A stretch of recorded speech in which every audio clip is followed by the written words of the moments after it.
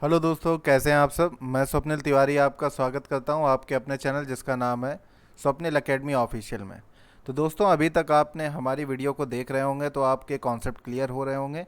और आज जो है मैकेनिक्स का जो वर्क पार्ट है, वर्क पोर्शन है, कार्य है, जो चैप्टर जिसका नाम कार्य है, उसका आज आखिरी वीडियो पढ़ने जा रहा है, क्योंकि सारे के सारे जितने भी आए हैं क्वेश्चन सारे हमने कवर करा दिए हैं। ठीक, अब हमारे ख्याल से कोई क्वेश्चन नहीं बचा है, क्योंकि जितने भी प्रीवियस ईयर में आए हुए क्वेश्चन थे सबको छांट छांट के वन बाय वन, भले ही रिपीट हमें कराना पड़े लेकिन रिपीट से हमें कोई दिक्कत नहीं है, क्योंकि इससे आपकी ही प्रैक्टिस बनेगी। ठीक है, प्रैक्टिस टेस्ट और मॉक टेस्ट तो आप लगाते ही होंगे, उसमें आपको ये अंदाज़ा लग जाता होगा कि कौन से क्वेश्चन आ रहे हैं, कौन से क्वेश्चन नहीं आ रहे हैं। ठीक, तो हमारी वीडियो आपको बहुत फ़ायदा करेगी अगर आप एएलपी की तैयारी कर रहे हैं, टेक्नीशियन की तैयारी कर रहे हैं, ग्रुप डी की तैयारी कर रहे हैं, आरपीएफ एसआई या कांस्टेबल की तैयारी कर रहे हैं। फिलहाल वैकेंसी आ रही हैं, तो हमारी वीडियो के साथ जुड़े रहें, क्योंकि ये CBT 1 CBT 2 दोनों के लिए है। ठीक, अगर आप एनटीपीसी की भी वैकेंसी आती है तब भी हमारी वीडियो आपके लिए रामबाण सिद्ध होगी। तो चलिए शुरू करते हैं, अपनी वीडियो को आगे बढ़ाते हैं और जो चैप्टर है हमारा उसको आगे बढ़ाते हैं और इसको फुल स्टॉप लगाते हैं। ठीक है, चलिए शुरू करते हैं। पहले तो कोई बढ़िया सा कलर ले लेते हैं ताकि बढ़िया दिखे।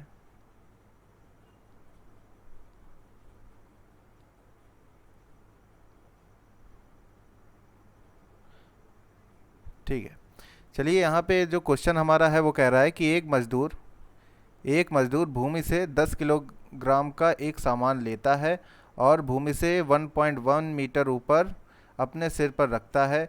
उसके द्वारा सामान पर किए गए कार्य की गणना करें। अब भाई आपको बताया था कोई भी चीज़ भूमि पर रखी है उससे कुछ ऊंचाई तक उठाई जाती है, तो जो कार्य होता है वो होता है, पहली चीज़ तो कार्य कैसा होगा, निगेटिव होगा। ठीक, और दूसरी चीज़ कार्य जो होगा वो क्या होगा, उसकी वैल्यू mgh होगी। अब यहाँ पे आपका द्रव्यमान कितना दे रखा है, 10, तो m की जगह पे 10 रख दीजिए। आपका स्मॉल g कितना दे रखा है, ये देखिए, ये भी 10 दे रखा है आपको। और हाइट कितनी ऊपर ले जा रहा है, 1.1, तो इस सब को गुणा कर दीजिए, आपका आ जाएगा 100 × 1.1, 11 एकम 11, 0 0, ये 1.110। ठीक है, तो 110 जूल आ जाएगा और यहाँ पे ऑप्शन नंबर डी आपका करेक्ट हो जाएगा।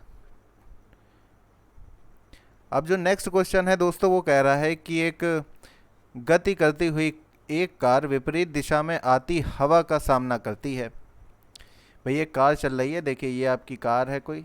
ठीक, बनाए दे रहे हैं कार, देखिए बढ़िया सी, ये आपकी कार है, इधर की तरफ चल रही है, यानी जो डिस्टेंस वो चल रही है वो इधर की तरफ चल रही है।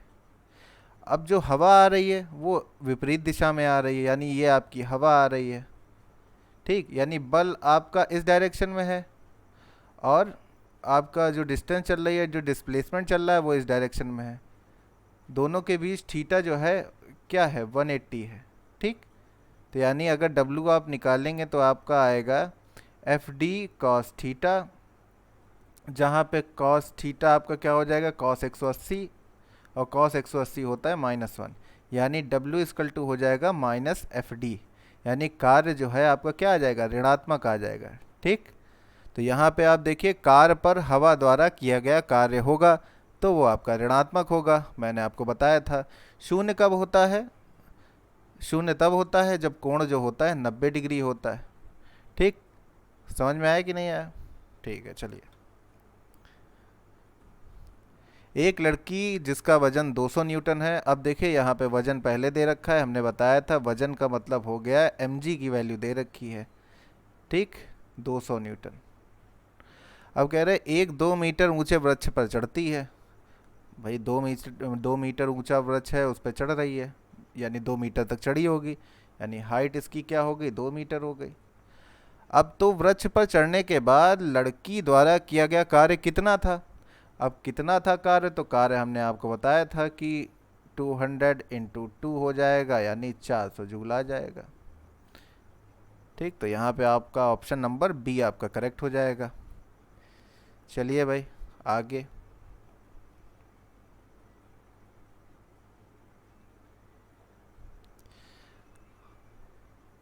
अब कह रहा है कि नेक्स्ट क्वेश्चन जो आपसे कह रहा है वो कह रहा है आपसे कि यदि कोई कार 500 न्यूटन की नियत बल के साथ 500 न्यूटन के नियत बल के साथ 15 किलोमीटर की दूरी तय करती है, यानी 500 न्यूटन, यानी बल आपका दे रखा है 500 न्यूटन, और आपकी डिस्टेंस यानी जो विस्थापन दे रखा है वो कितना दे रखा है, वो दे रखा है 15 किलोमीटर। और हमें पता है किलोमीटर में हमें नहीं, मीटर में चाहिए।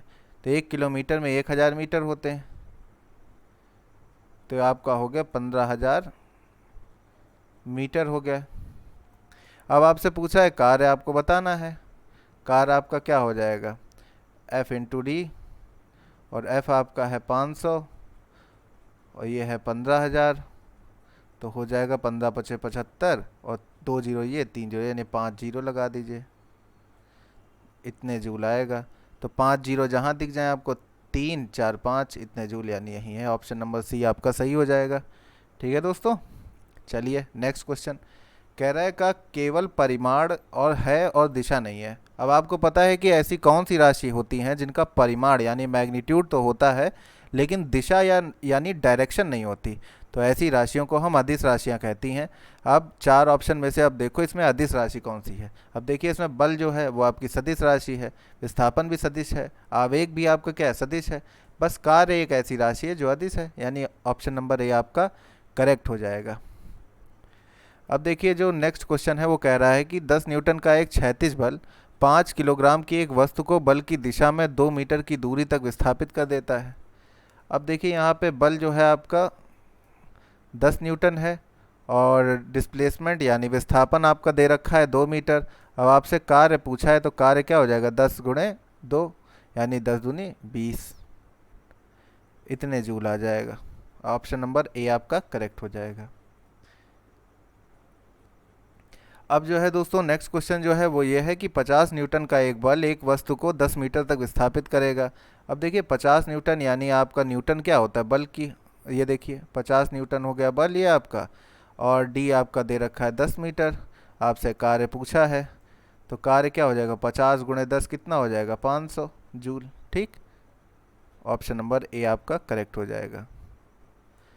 नेक्स्ट क्वेश्चन जो है बच्चों ये कह रहा है कि किसी वस्तु पर बल लगाने पर यदि वह गतिशील नहीं होती है तो इसे कहा जा सकता है। अब दोस्तों अगर किसी भी वस्तु पर अगर आप बल लगा रहे हैं, अगर वो गतिशील नहीं होती है तो इसका मतलब क्या है, आप बल तो लगा रहे हैं लेकिन किसी भी तरीके का कोई भी विस्थापन नहीं हुआ, यानी विस्थापन इसका शून्य है। यानी अगर विस्थापन शून्य है तो आपका कार्य भी क्या हो जाएगा, शून्य हो जाएगा।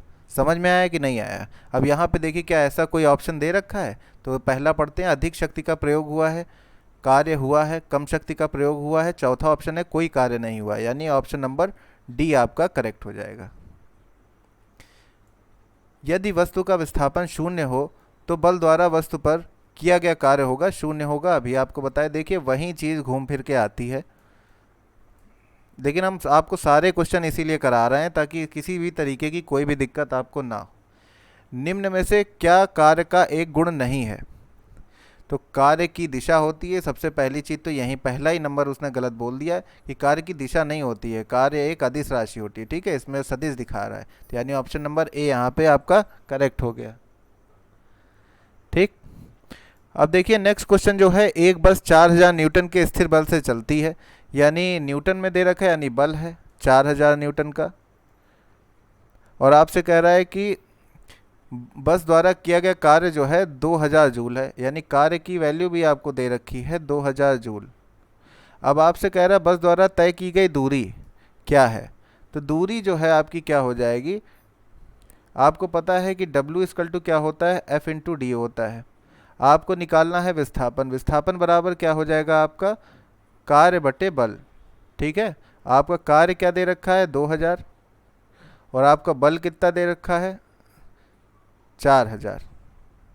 ठीक है, अब यहाँ पे 3 जीरो से 3 जीरो कट गए, 2 एक कम 2, 2 दूना 4, आपका आ गया 1/2। अब 1/2 का मतलब क्या हो गया, 0.5 मीटर। समझ में आया कि नहीं, यानी ऑप्शन नंबर डी आपका करेक्ट हो जाएगा। अब जो नेक्स्ट क्वेश्चन है, कह रहा है कि यदि एक मॉल में कोई व्यक्ति 50 न्यूटन के बल से ट्रॉली को खींचता है जिससे ट्रॉली 30 मीटर विस्थापित होती है। मान लीजिए दोस्तों ये आपकी ट्रॉली है और इसको 50 न्यूटन के बल से कोई खींच रहा है और खींचने कितना खींचता है, 30 मीटर तक विस्थापित हो जाती है। तो आपसे पूछा है कि कार्य की गणना कीजिए। तो आपको कार्य की गणना करने में क्या है, एफ और डी का गुणा कर देना है। एफ आपका 50 है और डी आपका 30 है, तो आपका आ जाएगा 1500 जूल आ जाएगा। तो यानी ऑप्शन नंबर आपका ए करेक्ट हो जाएगा। अब दोस्तों अगला क्वेश्चन है, कह रहा है जब बल और विस्थापन के बीच का कोण 90 डिग्री हो तो किया गया कार्य क्या होगा। तो दोस्तों आपको पता है जब थीटा आपका 90 डिग्री हो जाता है तो कॉस 90 की वैल्यू जो होती है वो आपकी शून्य हो जाती है, जिसके कारण कार्य भी आपका क्या हो जाता है, शून्य हो जाता है। इसलिए आपका ऑप्शन नंबर डी करेक्ट हो जाएगा। अब नेक्स्ट क्वेश्चन आपसे कह रहा है कि एक कुली भूमि से 20 किलोग्राम का सामान उठाता है और उसे भूमि से 2 मीटर ऊपर अपने सिर पर रखता है। उसके द्वारा सामान पर किए गए, ये भी बहुत इजी है। इसमें क्या है, W=mgh आपको लगाना है फार्मूला, और m आपका 20 दे रखा है, g की वैल्यू 10 है और h है 2 मीटर। 20 दूनी 40 और यानी 400 जूल आपका आ जाएगा। तो आपका ऑप्शन नंबर बी आपका करेक्ट हो जाएगा। अब नेक्स्ट क्वेश्चन है, एक लड़का 4 किलोग्राम के स्कूल बैग को 30 सेकंड तक पकड़ता है। यानी यहाँ पे 30 सेकंड यानी समय दे रखा है। हमें पता है कार्य जो है समय पर निर्भर नहीं करता, ठीक है, समय पर निर्भर नहीं करता। ठीक, अब 4 किलोग्राम का बैग लेके खड़ा है वो 30 सेकंड तक, यानी विज्ञान की नज़र में उसने कोई कार्य नहीं किया। अगर आपने कोई दूरी नहीं चली तो आपने कोई कार्य नहीं किया, आपके ऊपर बल नहीं लगा, आपने कोई कार्य नहीं किया। समझ गए कि नहीं, तो आपने कोई कार्य नहीं किया, यानी ऑप्शन नंबर सी आपका करेक्ट हो गया। एक कुली 13 किलो के सामान को जमीन से 1.5 मीटर यानी 1.5 मीटर ऊपर उठाकर सर पर रखता है। उसके द्वारा किया गया कार्य यानी W=mgh आपको निकालना है, और m आपका 13 है, g आपका 10 है, ये आपका 1.5 दे रखा है, तो आपको गुणा कर देनी है। 13 पचे 65 हो गया, 13 एकम 13, 6 3 9 यानी 19, और ये यानी 195 जूल आपका आ गया। Option number A. कार्य तभी हो सकता है जब उसमें क्या हो दोस्तों, ये तो बहुत अच्छा क्वेश्चन है। कार्य तभी हो सकता है जब ऊर्जा हो। समझ में आया कि नहीं। निम्नलिखित में से कौन सा किए गए कार्य का उदाहरण नहीं है। तो पहला ऑप्शन है लड़के का कमरे में दीवार को धक्का देना। भाई दीवार को धक्का दे रहे हो, बल लगा रहे हो, लेकिन क्या ये कोई दूरी चल रही है, नहीं चल रही है, यानी कार्य नहीं होगा, कार्य क्या होगा, शून्य हो जाएगा। ठीक, लड़की द्वारा एक ट्राली को धक्का देने पर ट्राली का आगे बढ़ जाना। भाई लड़की धक्का दे रही है ट्राली को, तो ट्राली आगे बढ़ रही है, यानी बल भी लग रहा है और बल की दिशा में विस्थापन भी हो रहा है। इसका मतलब कार्य होगा यहाँ पे। ठीक, लेकिन तीसरा वाला देखिए, सतह पर पड़े कंकड़ पर दबाव डालना। अब देखिए दोस्तों, ये जो ऑप्शन दिया है ये आपको कंफ्यूज करने के लिए दे रखा है। अब सतह पर पड़े कंकड़ पर दबाव डालना, अब सतह कौन सी सतह है, कैसी सतह है, कुछ नहीं बता रखा है। ठीक है, तो इस तरीके के ऑप्शन आपको दे रखे होंगे रेलवे में, रेलवे इसी के लिए पहचाना जाता है। तो दोस्तों जो स्टेटमेंट आपको बिल्कुल पक्का पता है, ठीक, जैसे लड़का दीवार पे धक्का देगा, दीवार कभी नहीं चलती, आपको पता है ये चीज़ पक्की होती है, तो आपको उसी ऑप्शन पे ही टिक लगाना है। ठीक, इस चीज़ का ध्यान रखिएगा, कभी भी आपका गलत नहीं होगा।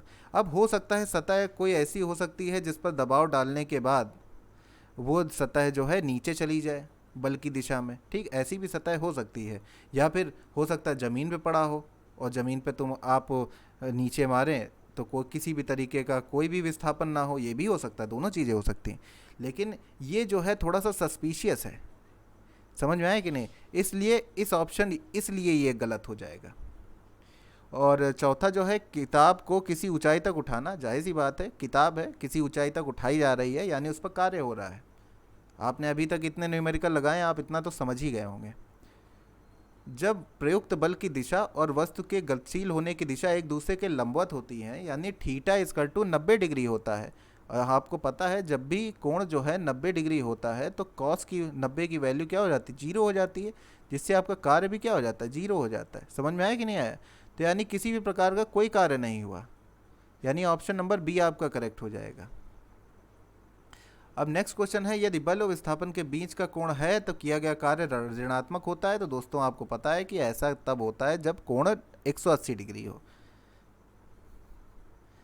एक वस्तु पर 125 न्यूटन का बल कार्य कर रहा है, उस वस्तु को बल की दिशा में 5 मीटर तक हटाया जाता है, बल द्वारा किया गया कार्य होगा।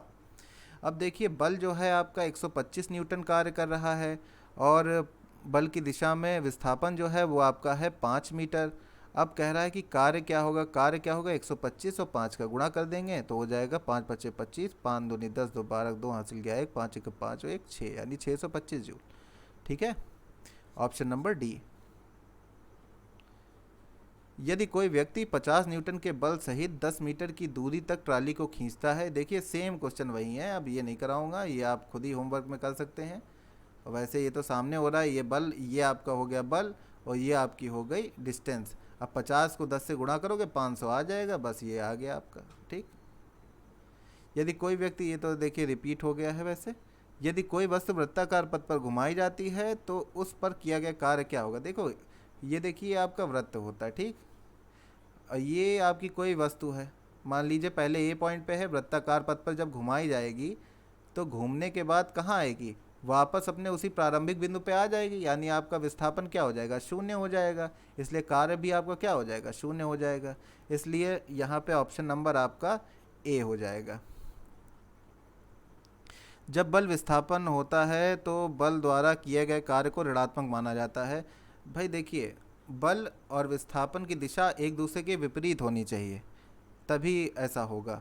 बल की विपरीत दिशा में होता है, देखिए कह रहा है जब बल विस्थापन होता है तो बल द्वारा किया गया कार्य, बल की दिशा लंबवत होता है, संवेग की दिशा होता है, बल की दिशा में होता है, बल की, ऑप्शन नंबर डी, बल की विपरीत दिशा में होता है। ठीक है दोस्तों, तो उम्मीद है आपको समझ में आया होगा, सारा हमने सोल्यूशन कराया है, कई सारे न्यूमेरिकल किए हैं, आपके डाउट क्लियर हो गए होंगे। क्योंकि होता ये है कि अगर एक दो न्यूमेरिकल कर रहे हैं तो हो सकता है आपके डाउट रह जाएं, लेकिन इतने सारे ढेर सारे न्यूमेरिकल हमने किए हैं, ग्रुप डी के, एलपी के, एनटीपीसी के, आरपीएफ, एसआई, कांस्टेबल के, इतने सारे ढेर सारे न्यूमेरिकल किए हैं, ढेर सारे कॉन्सेप्ट किए हैं, आपको खुद ही अंदाज़ा लग गया होगा कि किस हिसाब से क्वेश्चन पूछ रहा है वो कार्य से। ठीक है, और ज़्यादा आपको परेशान होने की ज़रूरत नहीं है, क्योंकि अगर देखा जाए तो इसी में से कोई ना कोई रिपीट हो जाएगा, आप खुद ही देख रहे हैं। ठीक, तब तक के लिए बाय बाय, नेक्स्ट वीडियो में मिलते हैं। उम्मीद है आपको अच्छा लगा होगा, अपने दोस्तों के साथ शेयर कीजिए। तब तक के लिए बाय बाय, जय हिंद।